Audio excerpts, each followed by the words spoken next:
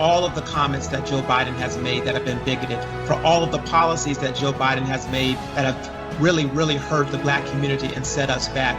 Joe Biden needs to apologize and needs to stay in his basement.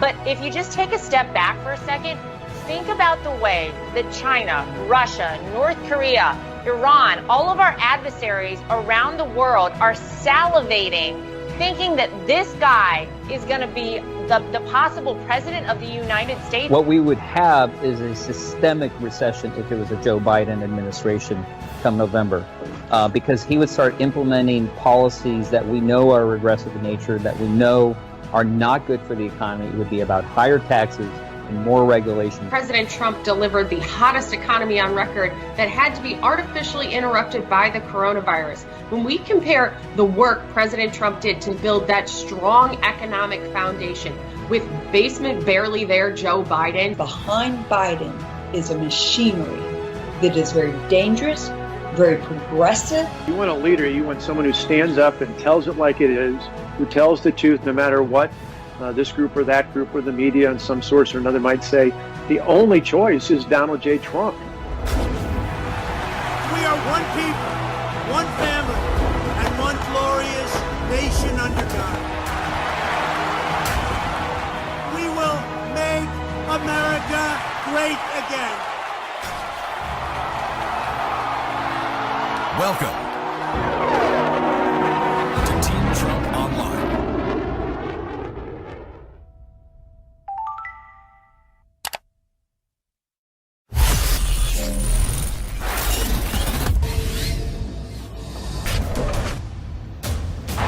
Comes up. There's no magic wand for that, Donald. You can't just make it happen. Well, abracadabra, buddy! They were obviously triggered. Biden is clearly on a teleprompter. This is why I wrote the book Triggered, folks!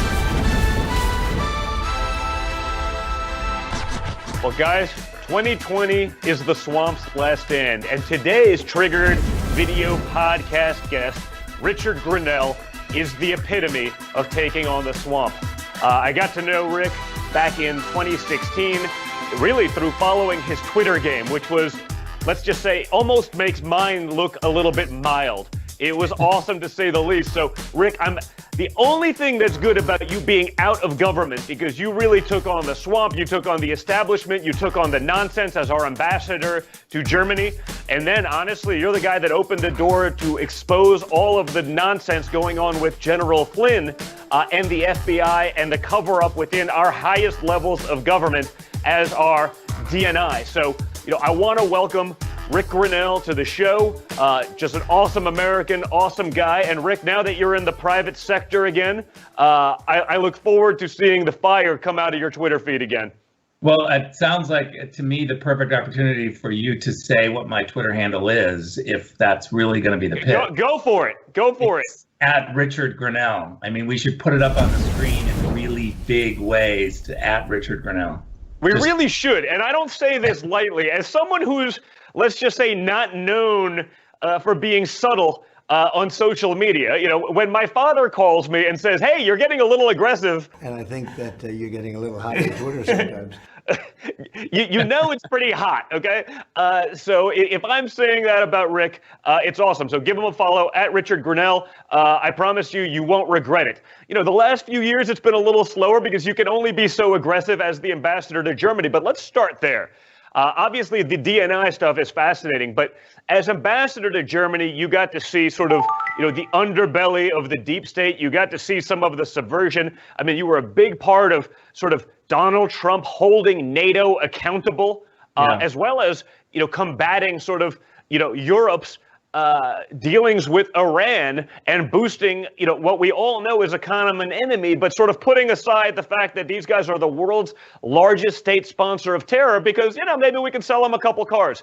Why don't you talk about your experience there, what you saw, and how Donald Trump and this administration have been able to change things? It's a perfect question and segue, and I appreciate it because, I spent 8 years at the UN. And if you've ever spent 1 second at the UN and you walk into the General Assembly Hall and you see, the 193 placards of countries across the world, as an American, your first instinct is to say, where are the Europeans? Where are our friends? Where are people who believe in the rule of law and human rights and capitalism? And we don't have to make excuses about that. I saw 8 years at the UN inside the Security Council that when the Americans try to negotiate with what we call the E3, the French, the British, and the Germans, that the weakest link in that transatlantic pro-West conversation, it was the Germans. They literally wanted to have an economic focus that was Germany first and a foreign policy that was like Switzerland. They wanted to be everybody's friend. And so what I realized is that there isn't the same threat assessment that we as Americans have about Iran or China or Russia. That's not the same threat assessment that the Germans have.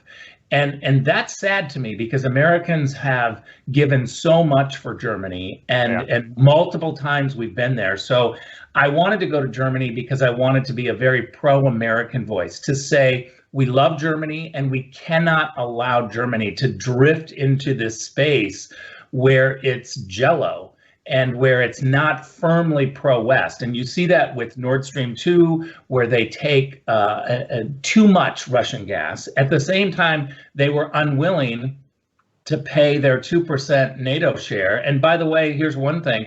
Out of all of the NATO countries, there's only one that hasn't given this plan to NATO, which is called a credible plan of how do we get to 2%, a credible plan of spending the money that you said that you will spend. And so I think there's just a sense in Germany that why do we have to really buy military equipment when Russia's our friend and Iran is our friend?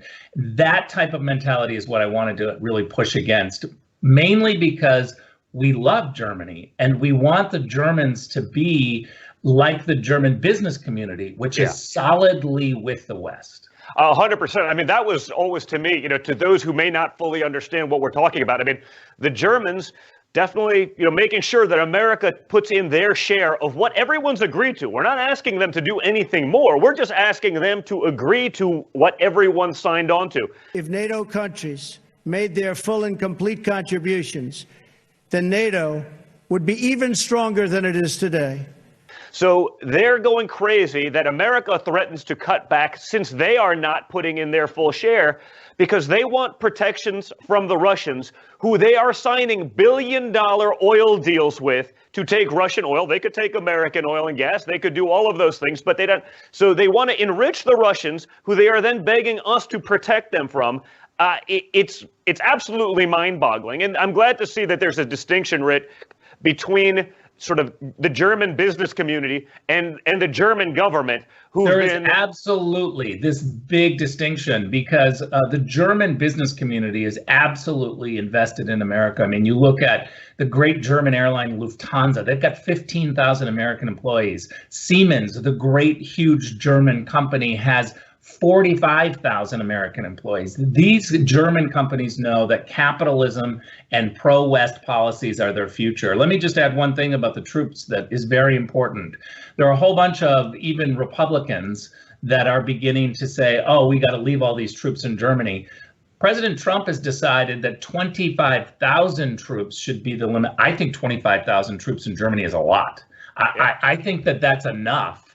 But especially when their ambassador said, didn't he just say like last week, well, it's mostly symbolic. Well, I'm glad we're spending billions of dollars keeping troops there to protect you because you think it's symbolic and not real. I mean, that's why we got to wake up.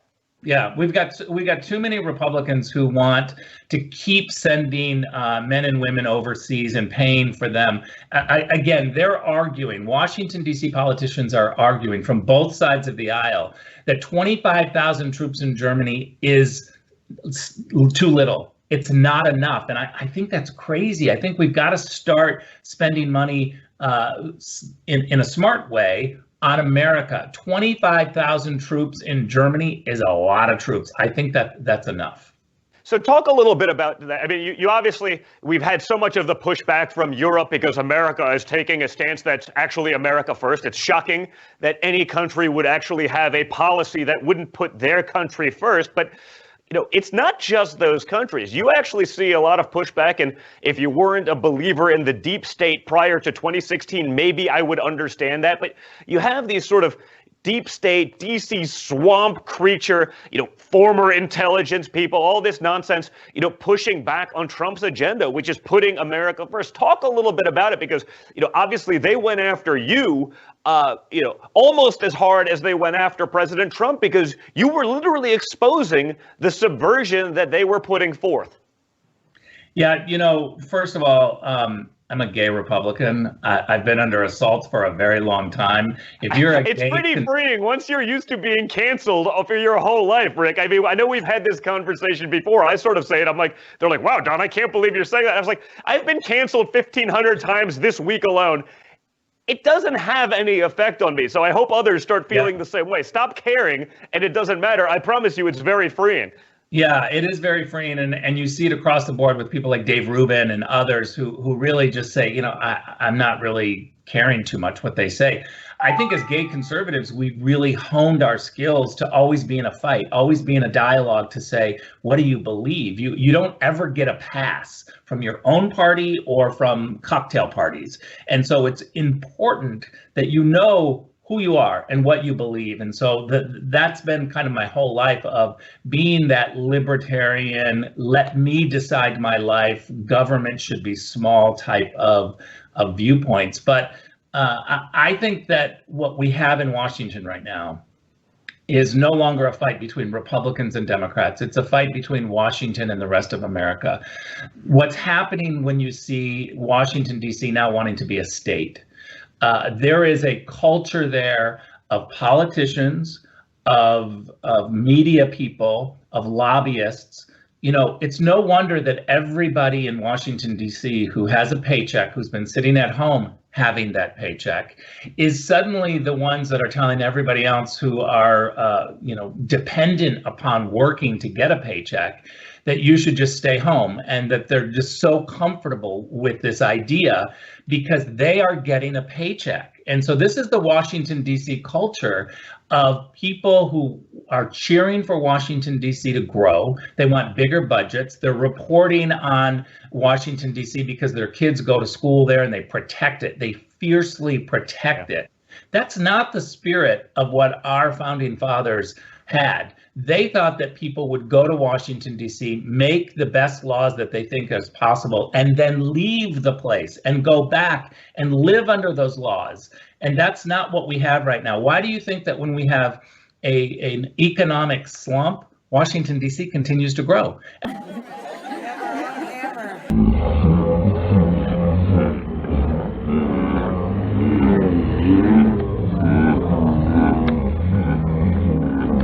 Well, by the way, I think the statistic is something like, it's close to like 9 out of 10 of the top richest counties in America surround Washington, D.C. Now ask, what do they create? What do they build? Nothing. They don't. They literally do nothing other than they peddle in influence, and they've locked themselves in there. They've gotten themselves rich. They've gotten their friends rich. If you're the Bidens, they've gotten the entire family rich.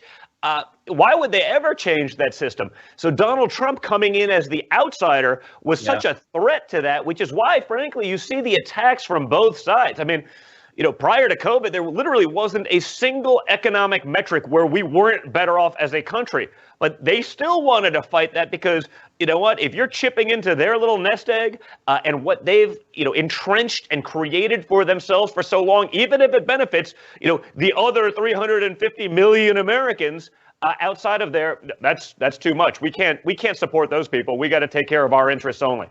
Yeah. And, there's a thread of this, and I'm sure that the media are going to go crazy when I say this, but there's a thread of this that is what the Bernie Sanders voters have been onto, which is that Washington, D.C. is really corrupt.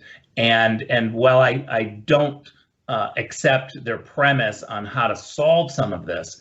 They've recognized the problem of Washington, D.C. I'll even say that the politicians who go to Washington, D.C. and stay there for decades and never leave and then get jobs in Washington, D.C., they're part of the problem too. I mean, I've said to the president, you should really be suspect of people who want to stay in Washington, D.C. after you hire them, because that means that they're feeding in and they're looking for a future in the Washington, D.C. system. We got to have people that give up and go back home. Well, talk about that a little bit further, because obviously, you see people say, well, why can't Trump get this done? But no one talks about how many tens of thousands, hundreds of thousands of people are part of big government. They may be further entrenched. There are former Obama appointees that you now can't get rid of. You saw the stuff with the VA where a guy can be grossly incompetent, grossly negligent, essentially be stealing from, taxpayers, but more importantly, stealing from our veterans that need it, doing a terrible, and you can't even fire them. You can't get rid of them. So, these Obama appointees and people from prior administrations that also, again, are taking advantage of the swamp, milking it for all it's worth, hate the fact that Donald Trump is pushing back on that, are literally preventing the duly elected president of the United States from enacting the policies that he's wanted to, because, they don't agree with it. It's not good for them. So they'll take the order. They'll sit on their hands. They'll wait for time to pass. Hopefully someone forgets. Hopefully no one follows in. Hopefully they can get, crooked Joe Biden elected, because then it'll go back to business as usual. Because, he's the perfect example, right? 50 years in Washington, D.C. He's never hired anyone, never created anything. He's just the epitome of the swamp. So talk a little bit about that culture of that sort of entrenched resistance, who are, again, supposed to be working for the president or for the U.S. government, but are really pushing their own agendas or that of prior administrations that are no longer relevant or no longer should be a part of it. Yeah, so such an interesting question and a really complicated question. What I would say is, first of all, there are many people, and I know this from the State Department and from the intelligence community, who are careerists, who really just are smart people who want to serve their government. There are a lot of those people, and the more that those people are celebrated and promoted, the better. However, we have a labor pool to fill the federal government that is strictly just the Washington, D.C. circle. Yeah. You can't get a job if you don't live in Washington, D.C. You have to know the right website, you have to know the right lingo, you have to know somebody that when that job opens. And then, by the way, an outsider who can try to somehow say, well, I've got this outside government experience in the private sector, they don't view that as positive. They say, oh, wait, you weren't the junior deputy assistant secretary at the Labor Department for 4 years? Well, you can't now get this job in Interior because you've never been in the federal government. It's a system that rewards only those that know it, that know the lingo, that live there. I think if we're going to have a conversation about DC statehood, which I'm totally against, but I think one way to kill it fast is to say, well, no state should have the entire federal government bureaucracy inside it. If we're going to have DC statehood, then we should dismantle the bureaucracies in Washington, D.C. and spread them around to the other states. Why should one state get everything? The idea that DC is not a state is because all of the federal government is there. If you want to implode that and you want to treat it like every other state, then you have to dismantle the bureaucracy in Washington, put it in Kansas, put it in Colorado, put it in Illinois and Indiana and Ohio. I have a feeling they won't do that, Rick. Yeah, I have a feeling they won't do that. But and you're right. I think that's sort of the problem. I think it's why Trump was able to be so effective. Again, despite unprecedented resistance, right? There wasn't a single economic metric where we weren't better off. We got trade deals done that everyone said couldn't get done.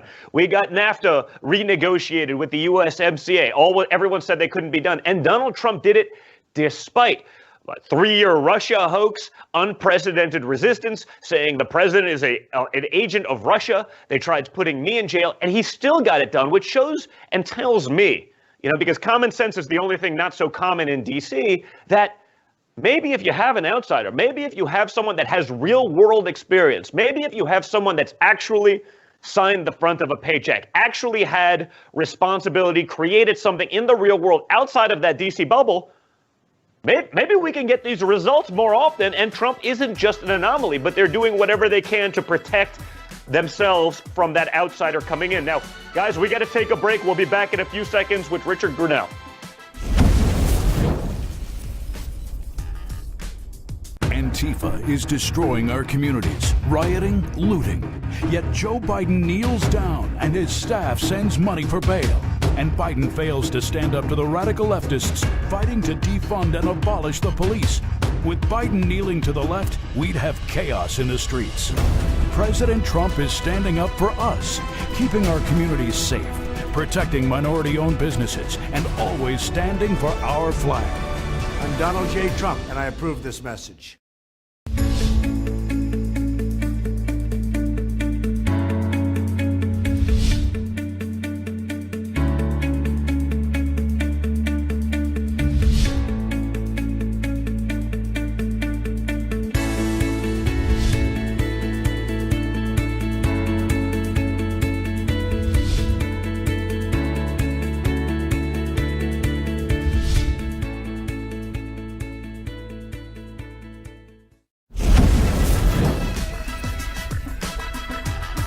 All right, guys, we are back. We're having an awesome conversation with Rick Grenell. Now, Rick, when you moved over to the DNI, I think actually probably the highest position for an openly gay person in DC history, which is pretty awesome and sort of contrary to the narrative. And it's amazing that the media, in all of their identity politics glory, never once mentioned that, because, you know, maybe it would go towards Trump and maybe it would talk about a meritocracy rather than what we see in DC. But you were one of the key figures in exposing what happened to General Flynn. I've said it numerous times now, but I'm pretty vocal. And the one thing that I wasn't all that vocal about was what happened to General Flynn, because I'm saying, well, if all of these people and the FBI and the CIA and all of these former maybe there must be something there. I, as an American, I couldn't imagine that these people and these institutions were so corrupted, and that these guys would violate every oath they ever took, every notion in the Constitution, to try to push their partisan agenda. So, I mean, I guess it's on me for still believing in these institutions. But it turns out these guys are just there to protect those institutions, not protect the Constitution, not protect our freedoms. And you took a lot of heat by exposing this, but all you did was put a little sunlight disinfectant on the problem. You just said, here's the information for the American people. I want you to see it. You took a lot of heat for that, and all you were showing was transparency, which is seemingly grossly lacking. Talk about your experience with it. Talk about why it's so important, and talk about why it's so important for something like this never to happen again to anyone, whether it's President Trump and the multiple-year nonsense, whether it's, three-star General Flynn, or any American, frankly, from either party. Yeah, look, you cannot talk about the Flynn case or investigations or political prosecutions like this without really understanding that this, again, goes to what we've been talking about, which is the DC way. They want, in Washington, DC, to keep as much information classified and in the back room so that a few people make the decision and that the rest of America just kind of gets spoon-fed little pieces of information. That is the DC way. But for me, transparency is neither political or nefarious. It's really a process to show the American people, hey, this is who your government is, and therefore you could have a lot more faith in your government if you had more transparency. So when I started reading some of the Flynn stuff, it really made me sad, I have to be honest with you, because first of all, we saw in the footnotes that I declassified, there were 32 footnotes. I had a couple of senators come to me and say, can you declassify these 6 footnotes? So because Congress asked me, I looked at the 6 footnotes and I thought, not only should I declassify the 6 footnotes, I'm going to look at all of them. And we ended up declassifying about 32 or 33. It surprised the senators. They said, wow, I can't believe that you're being this transparent. But the fact of the matter is that all of the footnotes that were classified and pushed away concerning the Flynn Steele dossier and the Flynn process, all of that was not giving away sources or methods. It was covering up mistakes. It was trying to make sure that the early red flags, those people who said that the Steele dossier is not what people are saying, all of those comments, what I say, early red flags about how this collusion narrative was woven together, all of those early red flags were classified and pushed away. And when I started seeing all these people in the very beginning saying, this is not true, or we don't have very good tradecraft here, or look how the Russians are knowing exactly what's going on and are feeding the Steele dossier. All of this made me quite sad, actually, that this cover-up was happening. So once we declassified the footnotes, then I started reading the transcripts of all of the people, including you, who went under oath in the House Intel Committee.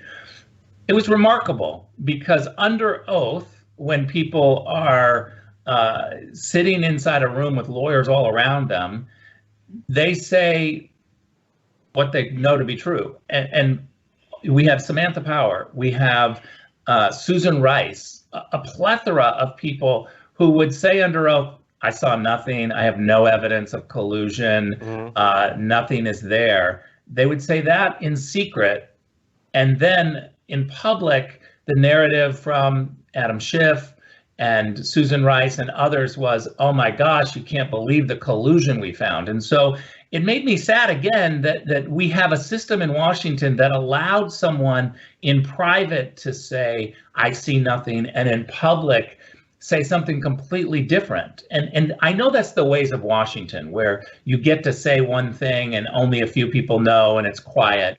But what's really sad about it is that we've got a whole bunch of journalists who are playing that game, who are advocates, who are trying to protect Washington, D.C., because they live there, their kids go to school there, they are going to be there long after President Trump is finished and the next president is finished. This is their life. They have mortgages there.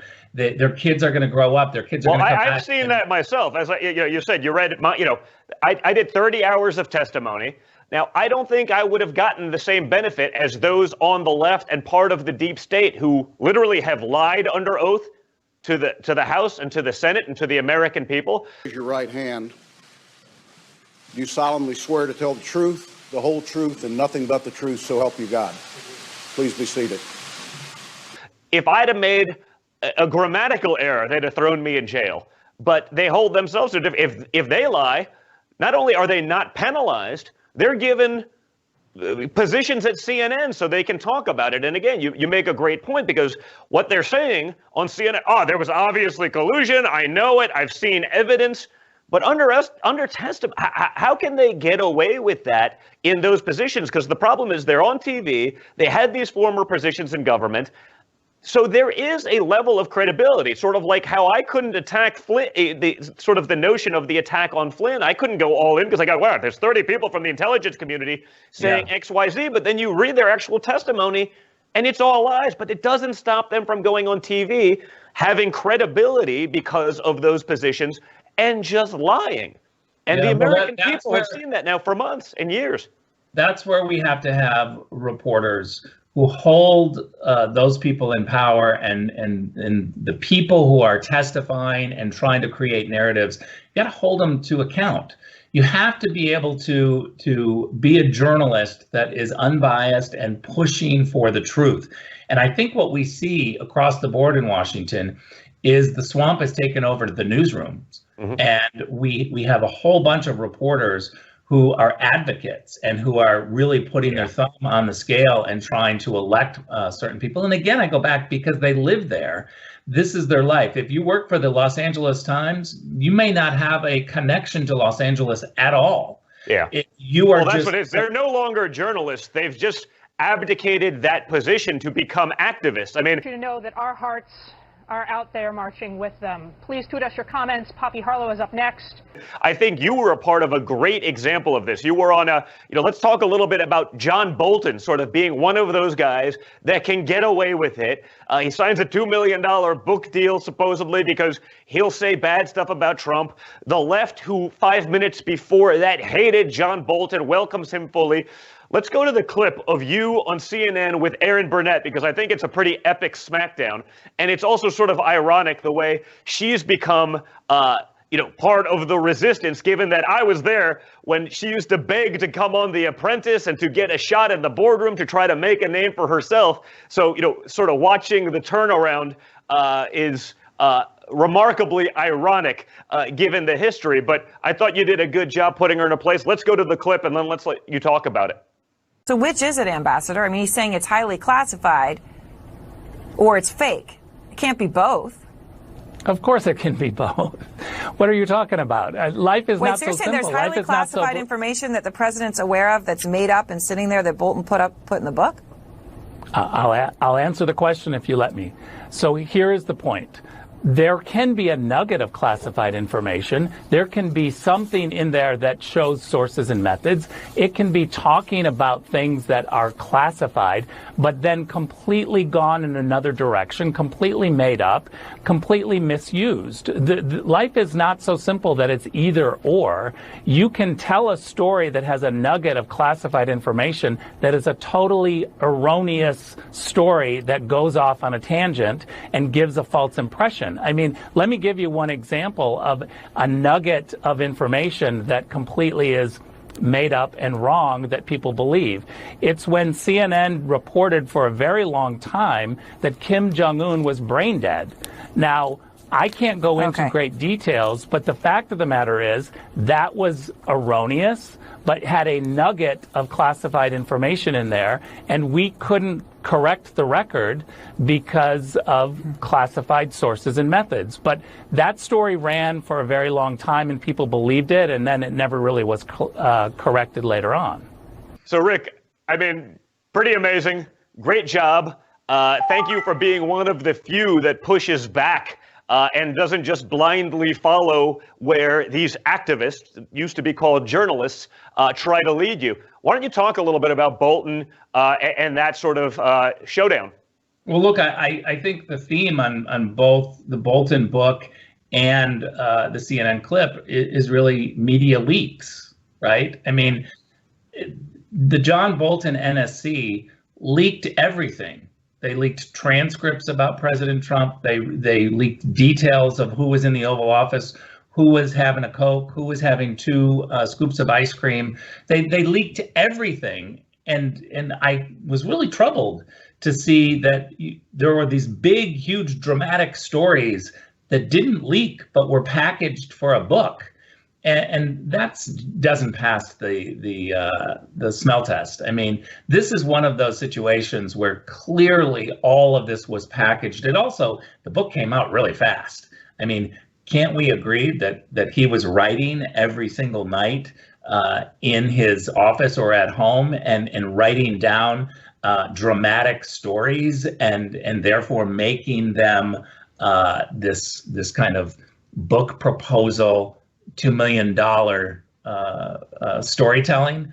I just don't think that anyone is going to believe that these stories didn't leak. And when it comes to intelligence, which clearly the NSC has told us that there are a lot of nuggets of intel in this Bolton book, I just find it really terrible that we have a system right now that's cherry picking intelligence and leaking out little pieces. Remember that intelligence is an estimate, right? We get thousands and thousands of little nuggets of things that we hear or people say. Not all of that is true. You got to weed through it. And you have to be able to know, one of the best things about the intelligence community is not just what they tell us is true, but what they tell us is false. That's one of the best parts of this. And so when you have an intelligence process of analysts looking at things. You don't want a political person digging down and saying, hey, put your thumb on this, or leak it and pretend like it's bigger than what it is. And so you can't have it both ways. You can't demand that political people not get involved in intelligence, and then when there's a process where intelligence officers are looking to verify, then you got to say, well, why didn't you get in there and put your thumb on the scale? It's a double-edged sword. Well, it really is. And again, it's sort of ironic watching the left try to make John Endless Wars Bolton one of these heroes. And the reality, it seems like he was bitter because Donald Trump, the duly elected president of the United States, did not want to take his advice and go in and continue these wars that have been so disastrous, have gotten us virtually nothing other than a few $1 trillion added to our deficits. It's pretty disgusting. But to watch him then be lionized, and again, to your point about cherry picking, we'll talk about this information because it hurts Trump. This stuff where Trump actually cracked down is forcing people to cooperate. That's totally neglected, and that's totally put aside. So, it's amazing to see, and I'd love to see those things be depoliticized. I'm just not sure that happens. I mean, the best way that I can see that happening is maybe through 4 more years of Trump, just because of attrition, right? The swamp doesn't get what they want. Eventually people retire. You can replace them. People who are in it for the right reason. One point is why not move some of these bureaucracies outside of Washington and put them in the rest of America? Even COVID is demonstrating that it's a problem to have everybody in the same place. I mean, you want all of the intel agencies shut down because they're all giving each other COVID. I mean, that's the risk. Shouldn't we spread it around? Shouldn't we have bureaucracies outside? I do think that would be a solution, is to create a tension between those in Washington and those outside of Washington, so that when they discuss issues, there's a different perspective.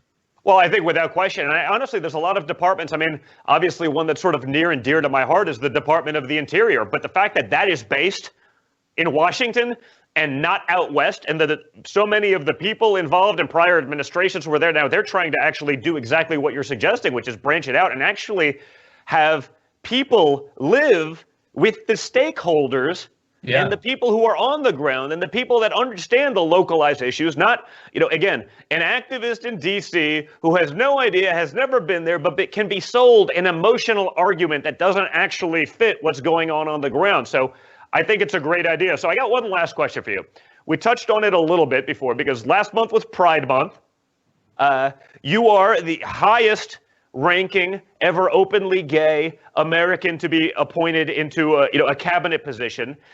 And you've worked on an incredible campaign, which is something that the president has worked on pretty heavily. He's been pretty vocal about. He's, I think, the first person to run for the presidency who was, okay on the gay marriage issue and these sort of things. But the decriminalization of homosexuality across the globe, obviously, it's going to be something that's you understand. You've, I'm sure, been attacked for it.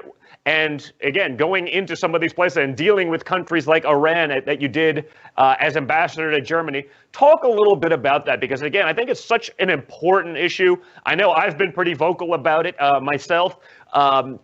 You've been on the front lines of that one, and the Trump administration's push to decriminalize those issues. Yeah, the Trump administration is reportedly starting a global campaign to decriminalize homosexuality. The campaign is said to be heavily aimed at Iran. Officials tell Fox News the U.S. ambassador to Germany has been working on this issue for months. Latest efforts led by Ambassador Grenell had a newer sense of urgency after reports surfaced in late January that Iran publicly hung a man accused of violating the country's anti-gay laws. Grenell, who is openly gay, called it outrageous and barbaric, and at the time told FoxNews.com, "I am committed to a more aggressive coordination with our European allies to make clear that criminalizing homosexuality is incompatible with the UN's Universal Declaration of Human Rights." Talk about your experience doing that, the gains that we've made, the roadblocks that you've faced, both here and abroad. Well, first of all, let me just say I want to thank you personally because you have been a warrior on this issue. To just recognize that decriminalization of homosexuality, trying to make sure you don't put someone in jail just for being gay, or God forbid, punish them by pushing them off a building, that's pretty basic. And I grew up evangelical Christian.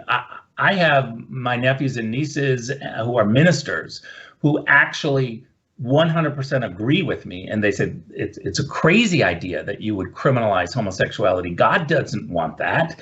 No matter what your religious belief, you should get behind this first step of decriminalizing homosexuality. I don't even think of it as an LGBT exclusive issue. I think of it as a basic human right. Oh, 100%. I mean, if we want to talk about equality, I mean, it seems like a pretty logical place to start, that you don't throw someone off of a building or light them on fire because of their sexual preferences. Now, again, because Trump did it, though, something that to honestly anyone in the world that I've ever come into, it seems like a no-brainer. It's so obvious. And yet they either won't talk about it. They're sort of like, well, maybe it's okay because culturally that's what those cultures believe. I mean, it's nonsense. But because Trump was the guy that said, hey, we're going to be the first to actually do this. It's sort of amazing to me that I see it, from the LGBT community even, either pretending it didn't happen, continuing to attack the administration for other things, pushing sort of a false narrative. Anti-Muslim. How about that? I mean, some people will say when you go after decriminalization that you're being, anti-Islam of some sort. But look, I wish that people could see President Trump's heart on this. And my conversations with him about, his friends in the 80s that were incredibly talented and wiped out through AIDS in New York City. He's got some amazing perspective about these issues, and I love it when he talks about it. And he's really annoyed that we have 69 countries that criminalize homosexuality. So what we've tried to do is launch this initiative to really take a stand and to empower American diplomats to say unequivocally, this is a strong U.S. priority. There is this debate, not to get too much into the details, but some people at the State Department think that Americans shouldn't talk about these issues because if you're in Africa or if you're in the Middle East, somehow it becomes, oh, the Americans are trying to export gay.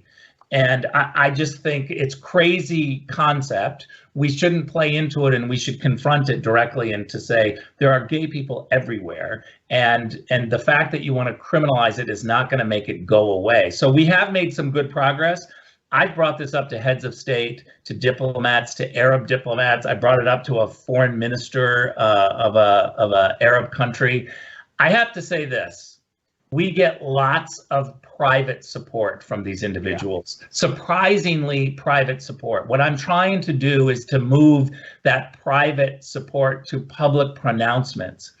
And to be honest, it mirrors what I've seen. I've been to every convention, Republican convention, since 1992.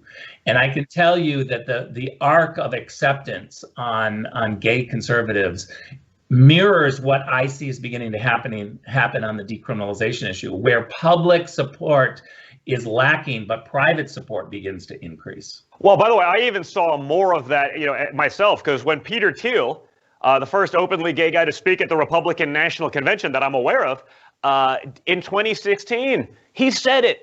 And he came out basically and said it. Now, I don't think anyone even really knew before the speech. And I promise you, he got an applause line from some pretty ardent conservatives that rivaled, the Supreme Court and the Second Amendment. I mean, for me, I'm sitting there being like, whoa, because even I sort of bought into the stereotypes that the media tried to create, about conservatives and their views on homosexuality. And honestly, you're there with probably some of the most conservative people in the country. And literally, he gets a standing ovation talking about coming out as being gay. Also President Trump. And the president actually, he brought this up to me recently where he said, do you remember my speech at the convention when I came out very solidly for equality and LGBT rights and talked about Peter Thiel? And he said it was one of the largest applause lines. And this is the president saying this. He goes, I stopped and I went off script and I said, I'm so happy that you clapped. and stood up for that point. As your president, I will do everything in my power to protect our LGBTQ citizens from the violence and oppression of a hateful foreign ideology. Believe me.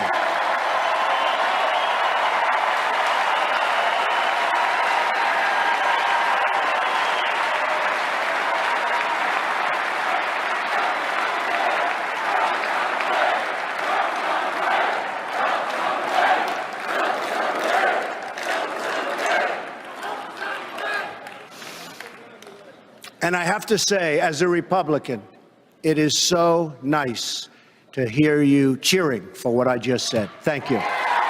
It was remarkable because he thought that he was being courageous in that room to take a firm stand for equality. And to the surprise of many, it was a great applause line, and that people actually in a Republican convention, activist Republicans, were very supportive. I will finish with this. I don't know of a single elected Republican that could get away with being anti-gay right now. I think they would be shouted down. I think they would be run out. And I just don't know a single one that would stand up and do that. Well, that doesn't stop them from running with the narrative, but I think it's awesome, Rick, given, you being so, out and open about it. And honestly, doing the things that you've done as a conservative in this administration, that there's a gay Republican that's literally leading the charge against the nonsense is truly awesome to me. It's an honor to call you a friend. I look forward to seeing you in person soon. I look forward to, again, following your Twitter game as you're able to ramp up the heat a little bit now that you're outside of government and can speak your mind a little bit more freely. And I just want to thank you for being on the show. Awesome as always, man. Thank you so much. Thanks, Dom. Thanks for doing these podcasts. Awesome. Oh, it's my pleasure.